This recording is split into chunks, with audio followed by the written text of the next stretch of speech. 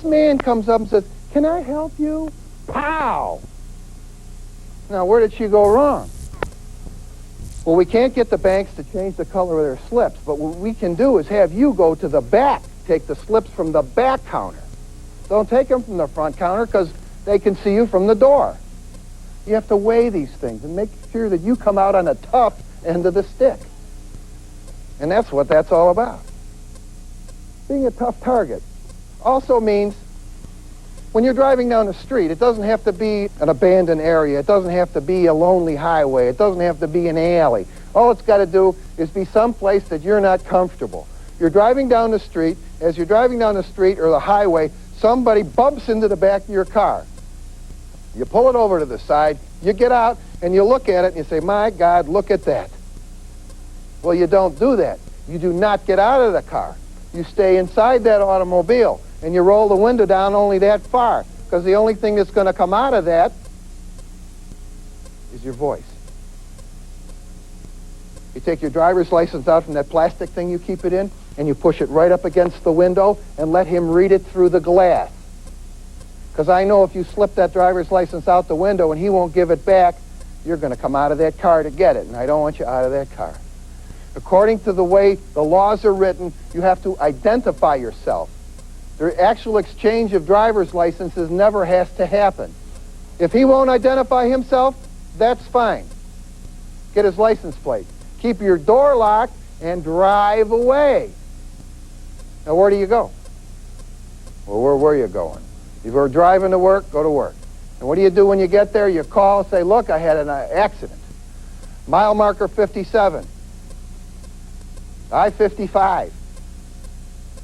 11:30 at night." And if this guy was legit, those two reports are going to find one another. And you're going to be fine. And if he's not legit and doesn't file a report, you don't care because you're safe. You do not have to put yourself into personal jeopardy to fill out a form for an insurance company. You don't have to do it. No insurance company can require you to do that. The idea is for you to be safe. What if the car is disabled? You take that sunshade that you use and put in the front over your dashboard to keep the sun out in the summertime. You take the black or dark blue magic marker and you write the word "help, call police" on it, and you put it in the back window. And any car that comes by is going to be able to call the police. And everybody, there's 100,000 new cellular phones every day, and they've all got them out there. And somebody can call the police, or they can got a CB radio, or the truckers will call. They will come by and help you. That's what you've got to do. And you have to stay in the car. Now, the reason I started to laugh is because I had one woman ask me one time, if the car is on fire, do I? No. If the car is on fire, you can get out of the car. But if the car's not on fire, stay in the car. I don't want you wandering down the highway. You're much more vulnerable wandering down the highway than you are in your car. Now, if this guy starts pounding on your car, if he starts banging on the front of it, or doesn't even have to be at an accident site. If somebody approaches you in a car and say, "Hey, get out of the car, I want to talk to you." You got your doors locked, you got your engine started. They say, "Come on out of the car, I want to talk to you." No. You start that engine up. Now the guy's in front of your car and he's beating on the hood and he won't get out of the way. What do you think you should do? Put it in gear. Now what do you do now? You drive away. Now you notice how slowly I said the word drive. I don't want you to say, "Well, JJ said it was okay, so I revved that baby up to 35 and I dropped it." You drive away, and that's exactly what you do. You just drive away. But you got to give them a reasonable chance to get out from in front of the car. Now, that's what being a tough target is all about. Tough targets don't get selected. And that's the first part of the plan, is tough target. We'll be right. The second part of the plan is called denying privacy. Now, denying privacy not only means that you have to go toward where there are people and go toward the light and away from the darkness, or where the group is. and all that other denying privacy stuff that is so basic and you've heard over and over and over again. Denying privacy also means how to manage private places that you cannot deny. Elevators. You're waiting for the elevator. The door opens. You don't like who's on the elevator. Don't get on the elevator. Don't get on. Now what happens if you're on the elevator? You're on the elevator and the door opens, you don't like who gets on. Get off! Now you're standing next to the buttons because you're smart. You stand next to the buttons on the elevator. Somebody gets on that you don't like, you push that open the door button. You push it, oops, my floor, excuse me. And you get right off the elevator. The problem is over, you're off the elevator. Now what happens if you get caught on an elevator? You're on an elevator. And somebody attacks you. He didn't look so bad, so you didn't get off. And now he's attacking you on the elevator. So he spins you around, starts to rip at your clothes. What are you going to do? Well, what do you think you should do? The one thing you should not do is push that red button. And I'll tell you why. The red button is the only button on that elevator that stops the elevator. You don't want that elevator to stop. Stops the elevator, gives him privacy, not you. You don't want that to happen. You want that elevator to move. Here's what happens. He stops the elevator. You got to pull that button out. And if he pushes it in and you pull it out and he reaches up and he gives you a slap, you got to take that slap. And if he gives you a punch, you got to take that punch. Because you're taking a draw. You got to keep that button out. So how do we do that? We push all the other buttons. Once you push those buttons, they can't be unpushed. And every time that door opens, there's a chance for you to get away. And every time that door opens, there's a chance for you to yell for help. And every time that door opens, there's a chance on somebody to be there to help you. And that's what you want. You want that door to open and close all the time. Well, weigh them out. 2 women get off of 2 elevators. One got punched in the mouth, and one got raped. One's going to heal pretty fast. One might never heal. Which one do you want to be? These are easy to figure out when you're calm. And now is the time for you to make these decisions so you know what you have to do when the time comes. Along with elevators, when you're standing there waiting for the elevator, and there's no elevator coming, you say, well, it's a stairwell right here, and it's only 2 floors. Maybe I'll just run upstairs. Those stairwells are, by city code, fireproof. How much sound do you think is going to come out of that stairwell if you get caught in there? None. You get caught in that stairwell, you're caught. Can't do that. If you want to exercise, go to the gym. Denying privacy also means you're not going to let anybody take you anywhere. You're not going to let them take you into that empty office or into that storeroom at work. You're not going to let anybody take you into an automobile. If I wanted to rob this woman, I could rob her right here, right here. If I'm pulling her into the car, she's at least going to get raped because I could take her watch and her purse here. Regardless of what I tell her, when I get her in that car, it's not to rob her. What they do is they take them to what we call secondary crime scenes. The bad guys will take somebody to a place that they have more control. Now, why would I want to take her to a place they have more control to rob her? You got to know going in, she's at least going to get raped. If there was ever a line that you want to draw that you're not going to cross, it's that you will not allow anybody to take you to any other place, a secondary crime scene, into a car, for any reason at all. If they got a hold of you, you reach up with your hand and you grab their thumb. Now, it's 4 against 1. This is the weakest part. You grab that thumb and pull it out and get away. If they got a hold of your coat, you come out of the coat. I don't care what the coat is made of. It could be made of any kind of animal skin. I don't care who gave it to you, how much it costs, or how old it is. There is nothing that you can put on your body that is worth getting raped for. Just ask the rape victim. And if you hold on to the coat, he's going to pull you and the coat into the car, and he's going to get both. So you let him pull the coat right off of you. The idea is you cannot get into that automobile for any reason at all. I know about half of you right here now are thinking about, what if this guy has got a gun? We'll do this gun thing.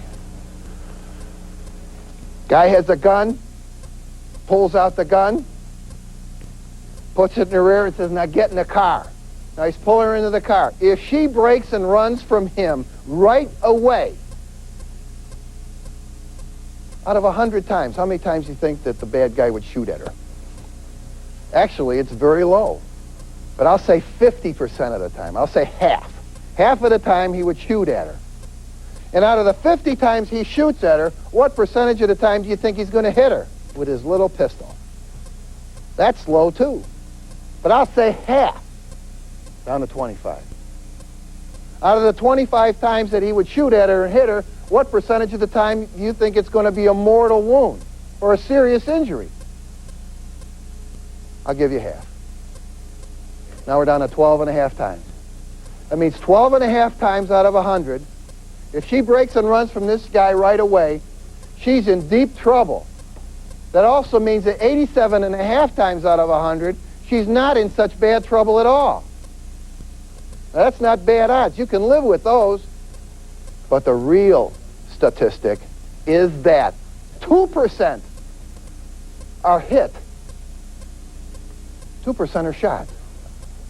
I just try to do it a little bit more graphically. There's a young lady, she was in the vestibule of her apartment building. Guy approached her with a gun, took her into the car. He drove her to the cash station. She went into the cash station and she took out the $200 and she came and she gave it back to the guy. He sent her to the cash station again. She went to the cash station, took out another $200 and brought that back to him. She was doing everything he said because he had a gun. He took her back into the car, drove her into the alley. And when he's finished with her in the alley, he takes and he puts the gun to the back of her head and he pulls the trigger. Now what are her odds? 0, she died. You cannot get into a car with anybody for any reason at all. But you do get into cabs. Let's talk about taxi cabs. Denying privacy in a taxi cab. How can we do this? Well, taxi cabs are a private thing and you got to learn to manage them. And the way it works is this. Now, you want to put somebody in a taxi cab? Okay, I go like this. I go, good night, sweetheart. Okay, 2212, take my lady home. Slam the door. Now, I just said the number of that taxi cab. He's not going to fool with her because he knows I said the number of that cab and I'm going to remember it. He's not even going to give her that double around the block. He knows. Now, you get into a cab alone. How can you do this? Well, when you settle yourself into the cab, you say, oh, 2212. 2212, that used to be my old address, 2212. Or you could say, 2212, I think I'm going to play that in the lotto tomorrow, 2212. Now, you're not beating him over the head with it by saying, I don't like you and I'm going to remember your number. You're just saying it in a conversational manner. I want to play that in the lotto tomorrow. And he's not going to fool with you either. So that's the way you do taxi cabs.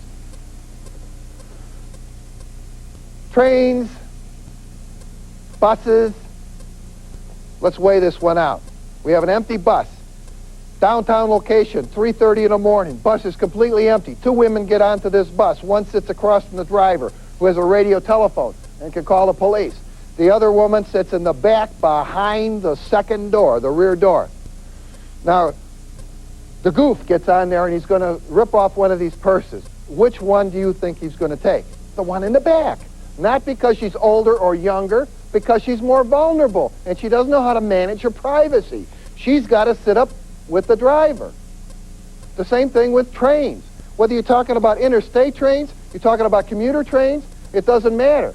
What you're talking about is sit where the guy who can make the phone call or radio for help, sit with him in that area, because that's the safest area on that train. That's what denying privacy is all about. And that's what being a tough target is all about. Now we're going to go into the third part, and that's attracting attention. Okay, now I'm going to introduce you to the big tuna. Now, the big tuna is sitting in his living room, and he's sitting there and he's drinking his beer, and he's reading his newspaper. He's sitting there, and everything seems fine. Out on the lawn, they're trying to pull this woman into a car. And as they're trying to pull her into the car, she's yelling, "Help! Help! Police! Leave me alone! Help! Police! You're hurting me! Help!" And the big tuna, who is sitting here in his chair, says to himself, "I'm not going to get hurt. That's not going to cost me any money. I'm not going to get involved." And they don't. Same scenario. Big tuna's in a chair. This time they're trying to pull this woman into the car. And as they're pulling her into the car, she's yelling, "Fire, fire, fire! Help, fire, fire!" It's easy. One word over and over and over again. But what happens to the big tuna is this. He says, "Now, wait a minute. Fire spreads. It could cost me some money. I could get hurt." And they get involved. And that's when they call. And that's what you yell. You know, one woman asked me, she says, "What happens if the fire trucks come?" Good, good. I mean, they got axe. They got the axe. The guy jumps off the car with his axe. That's good. The same thing if you're yelling for help. It doesn't matter if there's anybody around there to hear you. He can't take a chance on nobody being around there to hear you. He's got to react like there is somebody going to come and help you, and he's got to get out of there. So just because there's nobody around you does not mean you don't yell. You yell for help. You scream for help. You got to play it like you're all alone out there. You have to play it like there are no police. You have to understand that when this guy goes out there and looks up and down the street, he's looking for the police. And he's going to, if there's no police, he's going to do it right then.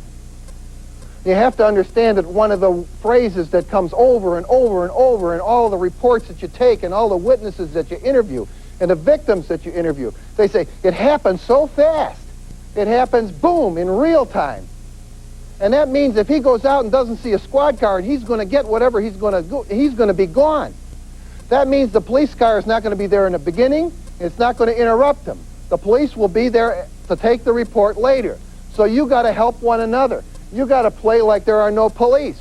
And if you see somebody in trouble on a sidewalk, as you're driving by, you roll that window down and you yell out that window, "Get away from him! I'm calling the police!"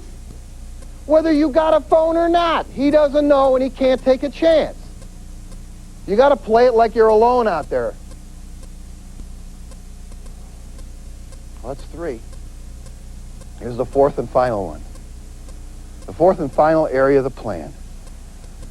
This is to do something to this guy, to take some kind of action against this guy. And I'll tell you what we're talking about. There are very few axioms in the police business, and this is one of them. The initial contact between the victim and the offender is the time that the offender has the least amount of control over the situation. That's an axiom. Always. Now what happens? We know what's going to happen. We know what action you're going to take, but sometimes for different crimes, you take the action at different times. Rape is the most vicious crime that one adult can do to another. There is no doubt. 3 kinds of rapes. Date rape, acquaintance rape, stranger danger rape. And they have different expectations. With a date rape, there is when you go out on a date, there is an expectation of intimacy. You're going to be holding hands, or you're going to be dancing, or you're going to have dinner together, or you're going to be alone together even though you are out with a group. There's an expectation of intimacy. You're going to talk privately. Acquaintance rape. You go out with a group for a drink after work. You're together, but there's no expectation of intimacy that's close to date rape. It's a different level. You can stranger danger rape, where there's not even an expectation of contact. Now your actions are going to be the same. It's just that where it happened. With a stranger danger rape, as soon as this guy makes his approach, that's when you got to do whatever you're going to do, right then. With an acquaintance rape, when he crosses the line, whatever that line is, when he wants to take you someplace, or he wants to touch you, or he's getting fresh with you, whatever that line is, when he crosses that line you got to remember that no is no. And that's the line that you have. With a date, there is an expectation of more intimacy, and the line is in a different place than in the acquaintances. But when he crosses that line, no is no. And you do the same thing. Now, with a date rape, or with an acquaintance rape, the rapist will always let you kiss him. And you kiss him, and you reach up there, and you grab his lower lip, and you bite down until your teeth meet. You are ending the relationship. But you understand, when it becomes a crime, you take action that befits that crime. And rape is a vicious crime, and you take firm action. It's just that you take them at different times. We'll be right back with more information that could save your life. But before we do, join me in showing support for your public television station. Remember, we need to protect our most valuable asset, ourselves. Being a Victim with Detective J.J. Bittenbinder has been made possible in part by Burger King Corporation. Burger King is proud to support this program as part of its commitment to education. At Burger King Corporation, we believe that education enriches everyone.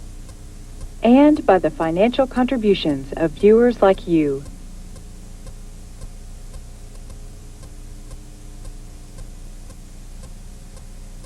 Now that you know when, let's talk about what you use. Let's talk about guns. Now, probably the best thing you can do to one of these guys is to shoot him.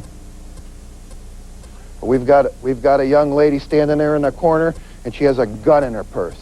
Now, I'm not going to discuss the legality of why she has a gun in her purse or if it's legal in her state. All I'm saying is she's got a gun in this purse. And she's standing up there, and the guy comes up to her, and he says, "Give me your money." And she unzips the purse, and she pulls out the gun, and she points it at him. And then she hesitates. Intelligent people hesitate. The more intelligent you are, the longer you hesitate. Intelligent people understand the finality of the thing they're about to do. This is a final act that cannot be changed, undone, erased, altered in any way. This is a final thing, and they hesitate. And the bad guy comes by, he picks up that gun, and he pops you with it because he doesn't hesitate. Let's talk about knives. I have my knife. If you carry an open knife in your purse, the first thing that's going to happen is you're going to cut a hole in the end of the purse. The second thing, you're going to have that knife in the purse, and every time you put your hand in there, you're going to avoid it. Well, you're going to cut yourself once. Then you're going to cut yourself the second time. The second time you cut yourself on that knife, you're going to take that knife, and you're going to close it up, and you're going to put it back in the drawer. So that doesn't work. The keys between the fingers, my favorite.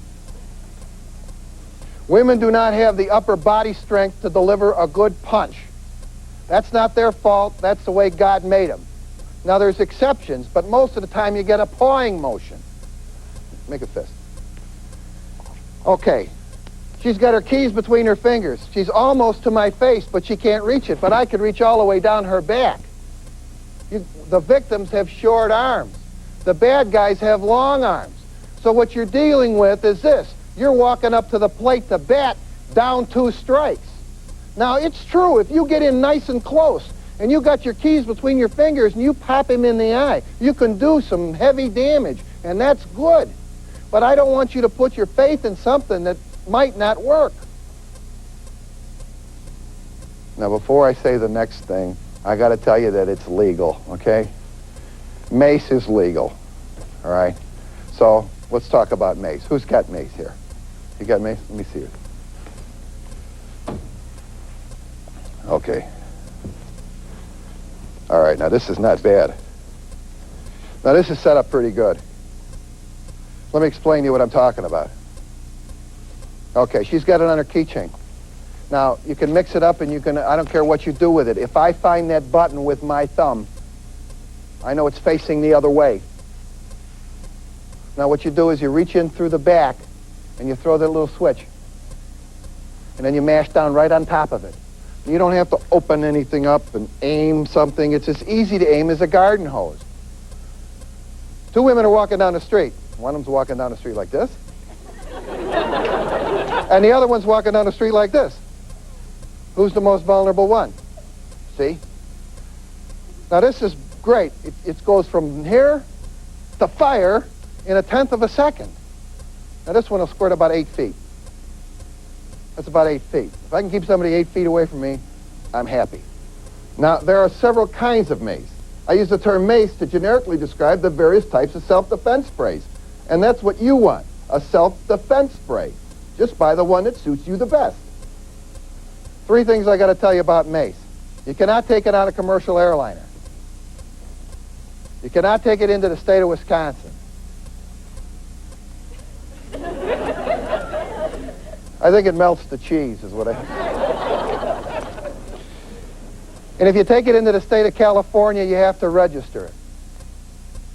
Now, there might be a couple other states that have got some similar rules. So if you're living in another state, check with your local police department to find out if it's legal.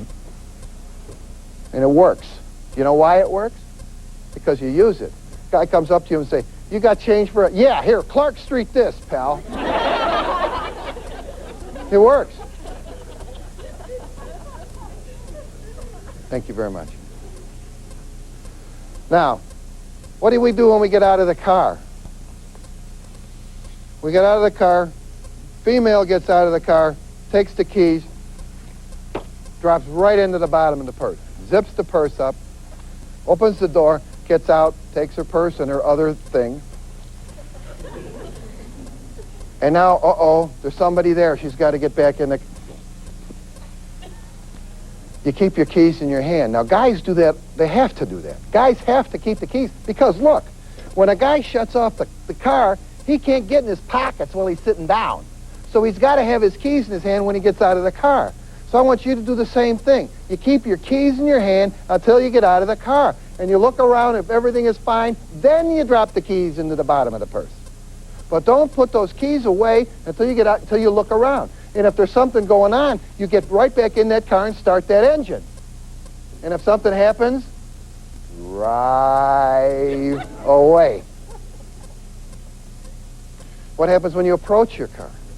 You approach your car whether it's the same, whether it's been in the parking lot at the airport for a week, or if it's been in a supermarket parking lot and it's only been there for an hour. As you approach your car, you look at it. Is there anybody hanging around the car? If there's somebody hanging on the car, you go back in there and talk to somebody in the supermarket and say, "Hey, there's somebody out there by my car." And that's all. Now, if you're being pulled into a car, or you're running for somebody and you trip, and you get knocked down, and somebody's attacking you while you're knocked down, what do? Well, you swivel around on your butt, and you keep your legs facing toward this guy. And it doesn't matter if you're wearing high heels or flats or gym shoes or boots or you're barefoot. You keep your feet facing toward this guy and you kick at him like this. If he grabs one foot, you kick with the other foot. Women do not have the upper body strength to keep a man's body weight off of them with the power in their arms. And neither do most men. But you do have the strength in your legs to keep this guy's body weight off of you, and that's what you use. You kick at him one leg at a time, and you can keep him away from you. And you're laying there screaming and yelling fire. He's obviously going to think you're tougher than the one who says, "No, all I got is this 20. That's what you got to do. Now, fighting is a good thing. But if flee is an option, flee is always your best option. I'd rather have you get out of there. I think you would too. Let me show you. I'm going to walk you through one of these things. Young lady standing on a corner with a purse in her hand. And the guy comes up to her and says, "Give me your money." She says, "Okay." And she unzips the purse and she gives him the money. Here's the money. And he says, no, I want that ring. Oh, it's my grandmother's. Give me that ring! Okay, don't hurt me, I'll give you the ring. Here's the ring. Now a watch, and then a watch, and the pin, and the bracelet, and the necklace, and the credit cards. Okay. And he says, you're wearing slacks. Pull your slacks down. You told me you weren't going to hurt me. Lady, I know that if you've got your slacks around your ankles, you're not going to chase me out of this alley. Now pull them down so I can run away. And she pulls her slacks down, and she gets raped. Now, you can stop that story anywhere along the line and learn the same lesson from it. He's lying to her, but he's telling her a lie she wants to believe. And when you tell somebody a lie that they want to believe, desperately, they're going to believe it. At that point in time, you wanted to believe that so bad, you believed it, even though the next day you know it was silly. What I'm trying to tell you is you can't believe anything these people tell you at all. They're all going to lie to you. He's going to threaten you. He's going to cajole you. He's going to make you promises, whatever it takes to get you to do whatever he wants to do, whether it's get into a car or go into a storeroom or whatever it is. He's not going to tell you the truth. And you got to understand that going in. Now, where did she make her mistake? She made her mistake standing there waiting for request number 2. Let me show you what I'm talking about. All right, now I'm not a policeman. I'm just Joe Citizen walking down the street. And a guy comes up to me and says, give me your money. I said, okay, pal. Hand goes in the pocket. Out comes the money. Show the money. This is all I got. And then what happens next? The money goes that way, and I go this way. Now, there's no hesitation. There's no wait. It's the money goes that way, and I'm going this way, and I'm yelling fire. Now, here's the situation. The goof is standing there. This guy and his bundle of noise are running this way, and the money is over there all by itself. Quiet. Which way do you think he's going to go? There are no absolutes, remember that? But some are closer than others. Most of the time, he's going to go that way. So that's what I suggest that you do. Get yourself a money clip. You put a $5 bill and 2 singles in it. Put the 5 on the outside. And you keep it in your pocket. Or if you have a purse, keep it in the outside zipper pocket of your purse. And then you've always got it with you. Any place you can get to it readily. But you pull it out and say, this is all I got. And throw it one way and go the other. That works. Let's talk about where this stuff can happen. This stuff can happen anytime, any place, to anyone. This young lady was very effective and efficient. She focused on being effective and efficient. The most effective, efficient way for her to get from the L to her house was through the alley. So she went through the alley. Now, when she got into her house, the most effective and efficient way to do it, she would open up the door and let the dog out. And so she wouldn't have to stand there and wait for the dog to do his stuff in the backyard. She would go about her business in the house. And when she heard the dog scratching around the kitchen, then she'd come up and close the door. No time wasted. Effective and efficient. Well, she picked up a trailer coming through the alley. Entered through the back door when the dog was out. Confrontation started in the back, on the back porch area. Went through the kitchen, where he picked up the knife. The dog was stabbed in the kitchen. He chased her through the dining room. The blouse was torn off in the dining room because we found all 4 buttons in a very small area. We found her in the living room. She had been stabbed 107 times.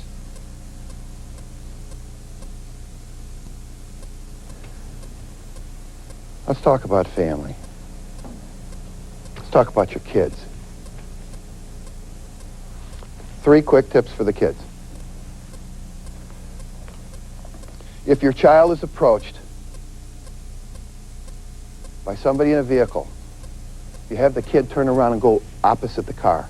Because it's easier for the kid to turn around and go the other way than it is to have this guy turn his car around. Number 2, you allow no dialogue between a stranger and your child. I don't care what he says or how he opens the conversation, you allow no dialogue at all between a strange adult and your child. The adult will always win. Always, always win. You can't take that chance with your kid. And the third thing is this. If the child is approached on foot, you tell the child to run. Some of them run just for the joy of it. And they run fast. And the only restriction you would put on them is just a little guidance. If there's a big street halfway between home and school, you tell them, look, if you cross the big street, then run home. But if you didn't get to the big street yet, turn around and run back to school. Don't get real fancy. Well, if it's an alternate Wednesday and Aunt Molly's out in the yard, you don't want to hear that. Keep it simple. You can't put an old head on young shoulders. And the third thing you do, before you tell the kid to run, you tell them to drop the books. Because every father has stood in front of his daughter and he said, young lady, I just spent $43 for these books. I don't want you to lay them in the snow. I don't want them at the library. I don't want them at Becky's house. Where you are, these books are, and where these books are, I want you to be. Well, he just reinforced the wrong thing here. He just reinforced the wrong thing. And then I get the little girl, the 9-year-old girl at Foster and Sheridan, gets chased into an alley by a guy, and he pulls her panties down and he fondles her. And she's telling her father, she says, Daddy, I almost got away, but the book bag was so heavy. And the father's heart is breaking. He reinforced the wrong thing. This goof is not after her for her spelling homework or for her history book. And if the books are gone when you get back, that's okay too. The little girl gets to take a draw too, see? You get to throw the money. You get to come out of your coat. The little girl gets to drop the books. Well, that's 4 of them. We talked about tough targets. We talked about denying privacy. We talked about attracting attention. We talked about doing something, taking some action. And that's all 4. Those are the 4 parts of your plan. And you got to remember that you got to have a plan, because the bad guys are out there. They really are out there. And it's up to you. You have the responsibility for yourselves, to yourselves, for your own safety. And you don't have to be the toughest man in the world or the toughest woman in America. You just got to be the toughest one there. A burglar does not walk down the street and say, this is the toughest house on this whole block. I think I'm going to try it. A burglar looks for the easy one. He looks for the broken door, the open window. He looks for the easiest one. The same thing with these people when they pick their victims. You just cannot be the easiest one out there. And out there is out anywhere. You could live in a nice neighborhood. You can work in a nice neighborhood. And it doesn't matter. When these people hunt deer, they go where the deer are.